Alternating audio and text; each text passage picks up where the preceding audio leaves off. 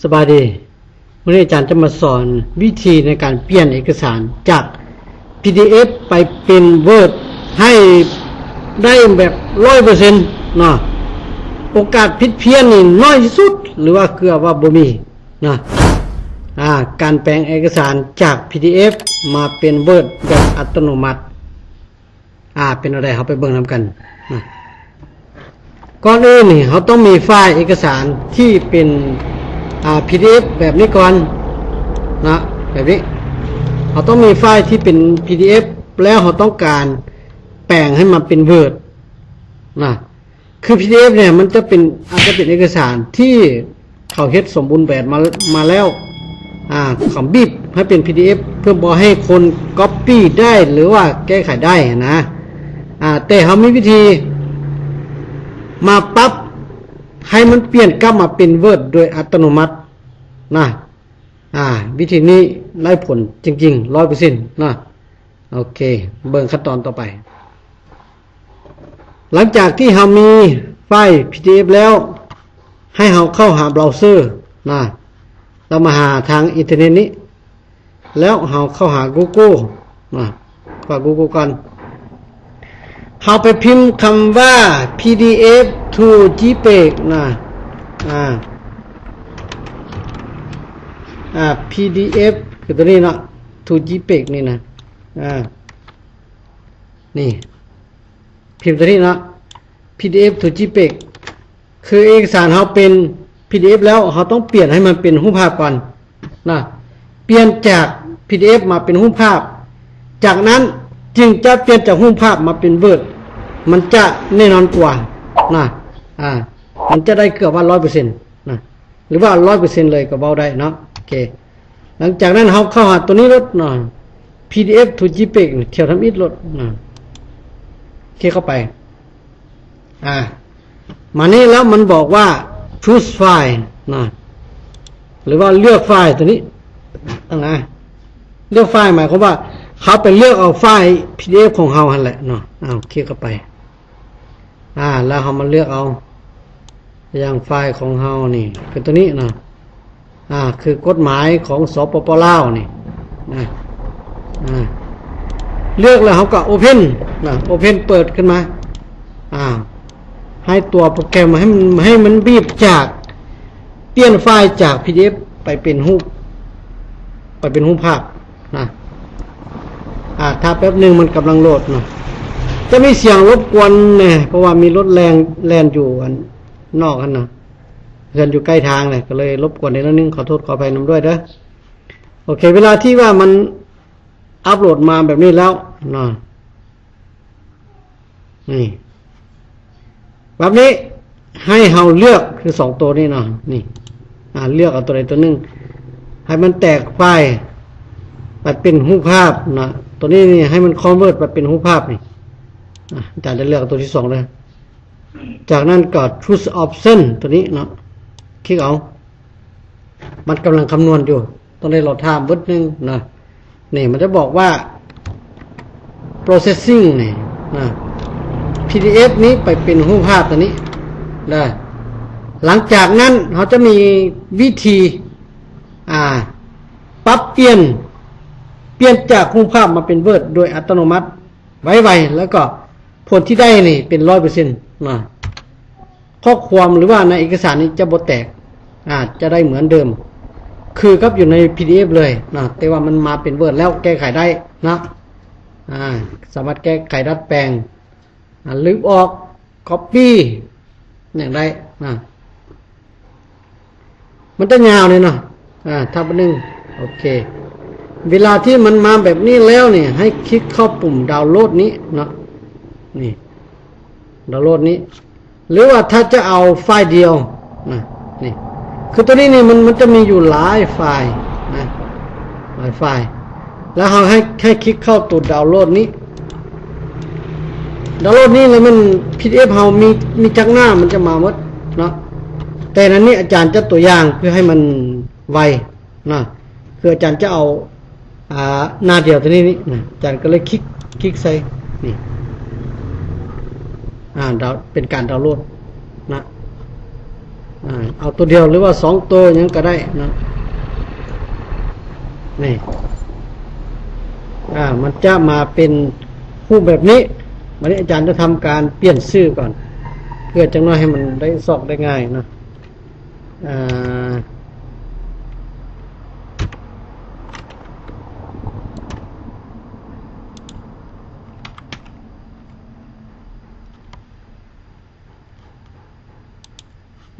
ผิดพลาดนิดนึงอันนี้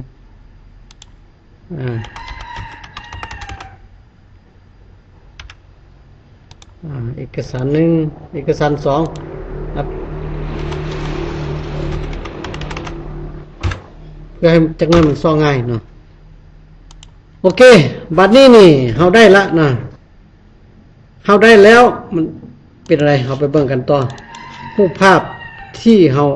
อัดมาเมื่อกี้นี้มันจะมาอยู่ที่เอกสาร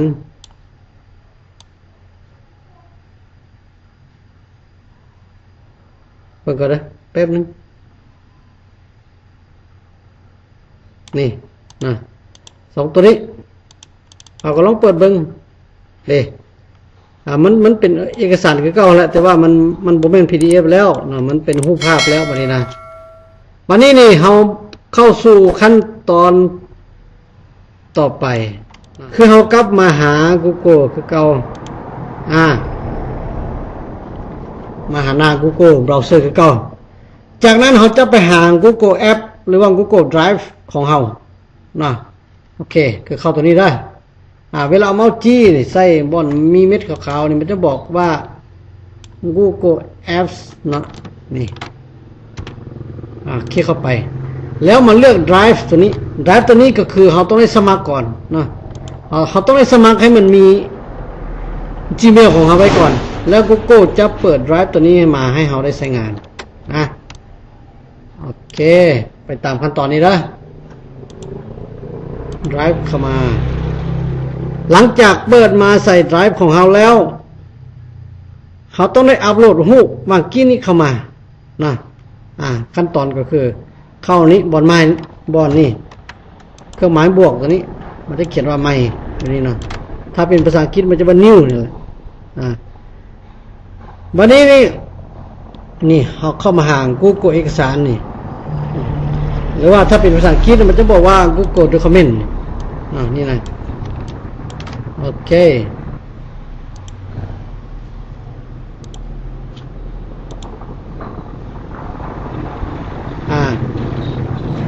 วันนี้ครับคลิกเข้าบนนี้เนาะแล้วเราทำมันเปิดมาก่อนแป๊บหนึ่งนี่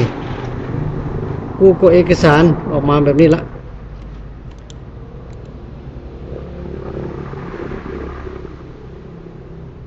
วันนี้นี่เราต้องได้ไปเอาอันรูปบางกี้นี่มาเนาะรูปที่ว่าเราเซฟไว้เมื่อกี้นะ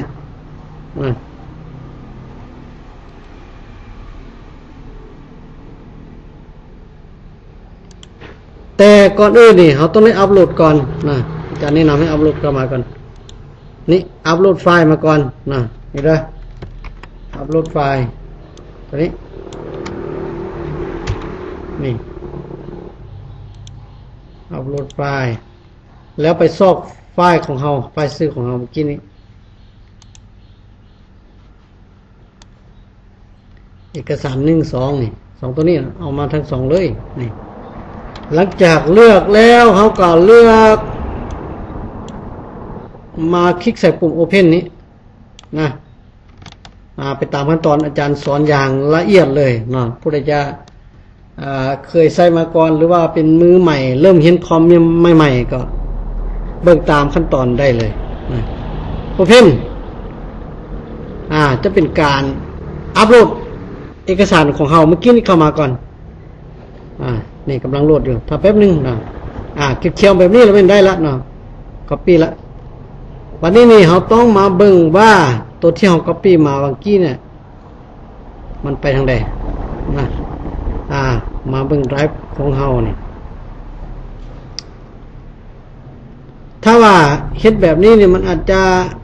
สอกยากได้นิดนึงแต่ว่ามันก็อยู่ในนี่แหละนี่ คันบ่ได้สร้างโฟลเดอร์นี่มันจะอยู่แบบปะปนกันแบบนี้นี่ตัวนี้นี่ตัวนี้กับตัวนี้2ตัวนี้นะบัดนี้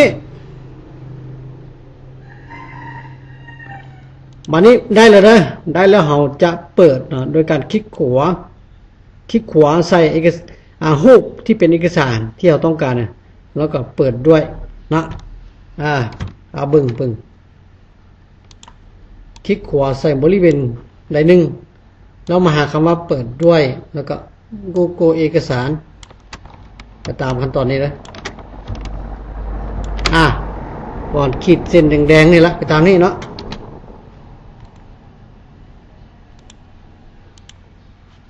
นี่ตอนนี้มันกำลังเปิดคำนวณอยู่นะถ้าแป๊บหนึ่ง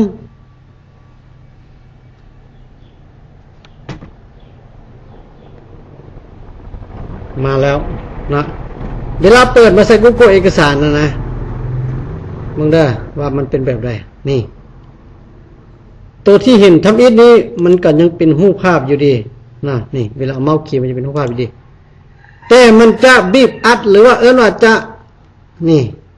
มันจะแยกเอาตัวที่เป็นเวิร์ดออกมาอยู่ด้านรูปนี้นี่เห็นป่ะนี่เป็นเวิร์ด 100% แล้วนี่บ่มีแตกได้ทุกอย่าง 100% หลังจากที่มันแยกแบบนี้แล้วเขาก็ copy ไปใส่ Microsoft Word โดยการคลิกขวาการทาสีทั้งหมดนี่นะว่า select นี่นะ select ทั้งหมดนี่นะนี่แล้วก็คลิกขวาคลิกขวาแล้วก็ copy หรือว่าคัทล็อกถ้าเป็นภาษาไทยมันจะบอกว่าคัทล็อกแต่ว่าถ้าเป็นภาษาอังกฤษมันจะบอกว่า copy แล้วเขาก็ copy เขาก็ไปเปิด Microsoft Word ขึ้นมานี่เปิดมาแล้วเขากลับมาวางซะนี้Ctrl V หรือว่าจะมาที่นี้แล้วก็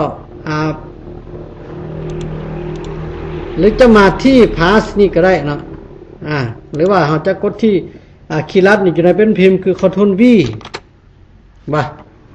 มันจะได้มาแบบนี้ละแต่มันจะเป็นฟอนต์อะไร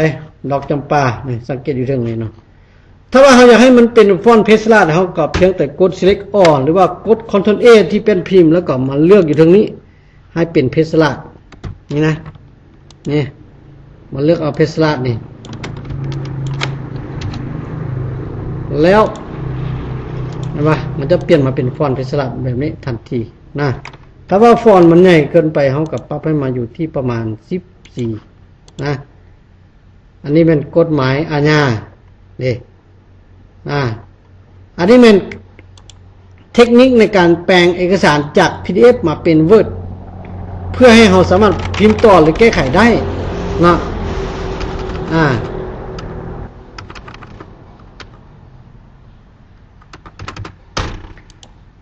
แต่ว่านี่บ่แม่นการปลอมแปลงหรือว่าการดัดแปลงเอกสารทางการเด้ออาจารย์เพียงแต่ว่าวิธีอาจารย์มีเป็นอาจารย์สอนข้อมอาจารย์เพียงแต่สอนผู้ใช้ว่าวิธีในการดัดแปลงเอกสารPDF ให้มาเป็น Word เฮ็ดแนวนี้ให้มันสะดวกให้มันง่ายให้มันว่องไวแทนที่เขาจะได้เอาเอกสาร PDF ของเขามาต้องให้พิมพ์ทีละคำทีละตัวใหม่มันเสียเวลาการเฮ็ดแบบนี้เขาคลิกบ่เท่าใดบาทมันก็ได้เอกสารใหม่ที่เป็นต้นฉบับเดิมนั่นแหละเขาสามารถแก้ไขได้100% บ่มีแตกนี่เฮากลับมาเบิ่งตัวเมื่อกี้นี้ตัวเอกสารที่1นี่นี่เฮาเฮ็ดไปแล้ววันนี้เฮามาตัวที่2ตัวที่2ก็คือเก่าคลิกขวาคือเก่าแล้วก็เปิดด้วย Google เอกสารGoogle Document คือเก่าอันนี้มันอาจารย์แนะนำเฮ็ดเทละหน้าเทละหน้าเอกสารแต่ถ้าว่าเฮามีหลายๆหน้ามาเฮาก็เลือกบัตรเดียวเลยก็ได้คือกันนี่ตัวอย่างอันนี้เป็นนี่ตัวนี้เป็นรูปนี่เขาเพียงแต่เปิดรูปภาพเข้ามาแล้ว ตัวโปรแกรมมันจะแปลงให้เป็น Word โดยทันทีอยู่ในเบื้องรูปนี้นะนี่ง่ายนะเขาก็ copy กลับไปนะนี่คันล็อกหรือว่า copy นะเขาก็กลับมาหาในหน้า Word ของเขานี่นี่นะนี่ก็วางใส่นี่แล้วก็กลับมาเปลี่ยนฟอนต์คือเก่านะเพียงเท่านี้เนาะนี่อันนี้เป็นเอกสารที่เป็น PDF แล้วเขามาแปลงใหม่นะจะเห็นว่ามันไม่ได้แตกไม่ได้ตกเหี้ยเสียหายเลยเนาะเพียงแต่ว่าแถวมันอาจจะปรับเปลี่ยนไปจากแถวเดิมเนาะคือเขาต้องได้แก้ไขเดี๋ยวนึงแบบนี้เนาะนี่แต่ก็ไม่ได้ยากเนาะมันก็ดีกว่าที่เราจะได้พิมพ์ใหม่ทีละตัวเนาะนี่อันนี้ตัวใดที่มันเป็นตัวน้อยเขาก็ปรับลงนี่แบบนี้นะง่ายๆการแปลงเอกสารจาก PDF มาเป็น Word นะแบบวางไว้อัตโนมัติแล้วก็ได้ทุกเอกสารทุกข้อความแบบเดิมนะ 100% บ่มีตกแตกเสียหายแม้แต่คำเดียวนะโอเคมาคราวนี้นะวิธีหรือว่าขั้นตอนในการแปลงเอกสาร PDF ให้มาเป็น Word เมื่อเท่านี้นะถ้าหากยังผู้ใดที่ยังบ่เข้าใจอาจารย์อาจจะเว้าไวเกินไปบ่หรือว่าสอนไวเกินไปบ่ก็คอมเมนต์ลงด้านรูปนี้เนาะอาจารย์จะมาตอบให้นะโอเคช่วยกดไลค์แล้วก็กดติดตามช่องนี้เด้อเนาะเพื่อเป็นกำลังใจให้แกอาจารย์นะจะได้มาสอนคอมพิวเตอร์ให้คนลาวได้เรียนนะโอเคขอขอบใจ